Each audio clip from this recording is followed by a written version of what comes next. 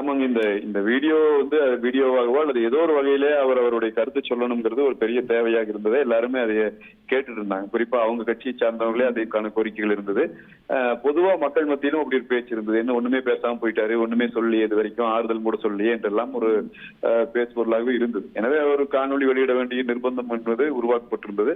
அவர் இன்றைக்கு அந்த காணொலி வெளியிட்டிருக்கிறார். எனவே அந்த விமர்சனங்களுக்கு ஒரு முற்றுப்புள்ளி வைக்கப்பட்டிருக்கும். இப்ப இது முதலமைச்சரை குற்றம் சாட்டுவதை பொறுத்த வரைக்கும் நான் எப்படி பாக்குறேன்னா, இது ஏற்கனவே தாவேகாவினுடைய நிலைப்பாடு தான். இதுல விஜய் சொன்னது புதிதாக ஒன்றும் இல்லை. ஏனென்றால் ஏற்கனவே அவங்க நீதிமன்றத்துல போய் சிபிஐனுடைய விசாரணை கோரி இருக்கிறாங்க.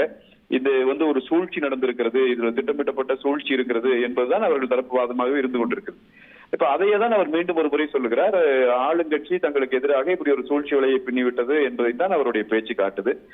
எனவே அது இன்னும் குறிப்பாக ஒரு இடத்துல போய் நான் மற்ற மாவட்டங்கள் எல்லாம் பண்ணோம், இதெல்லாம் நடக்கல, கரூர்ல வரும்போது ஏன் நடந்தது என்று அவர் கேட்பது என்பது பர்டிகுலரா கரூர்ல இருக்கிற யாரையோ ஒருவரை அவர் வந்து குற்றச்சாட்டுகிறார் என்கிற துணியை, அந்த தோற்றத்தை தான் இப்பொழுது உருவாக்கி இருக்கிறது.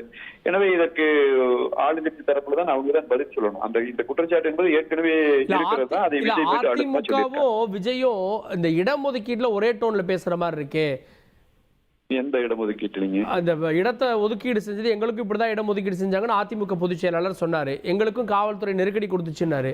சோ விஜய் சொல்றதும் அதிமுக சொல்றது ஒன்னா இருக்கு சார். எல்லா கட்சியும் நீங்க கேட்டு பாருங்க. திமுக ஆட்சி வந்த பிறகு எதிர்கட்சிகளுக்கு வந்து எந்த அளவிற்கான ஒரு ஓரவஞ்சனையோடு காவல்துறை நடந்து கொள்ளுகிறது என்பதை அதிமுக மட்டுமல்ல, அது விஜய் கட்சி மட்டுமல்ல, எல்லா கட்சிக்குமான பிரச்சனையாகத்தான் இன்னைக்கு அது இருக்கு.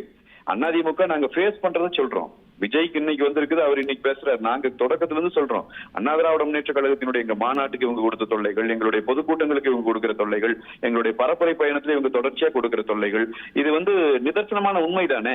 இவங்க இப்ப புதுசா கண்டுபிடிச்சு நடத்தி கொண்டிருக்கிற ஆம்புலன்ஸ் அரசியல் எல்லாம் எவ்வளவு மோசடியான வேலை என்பதை நாங்கள் மீண்டும் மீண்டும் சொல்லத்தானே வேணும், சொன்னாத்தானே மக்களுக்கு தெரியும். எனவே ஒரே கருத்தா இருந்தாலும் எல்லா எதிர்கட்சிகளையும் இப்படித்தான் ஹேண்டில் பண்ணுது திமுகன்னு புரிஞ்சுக்கணும்.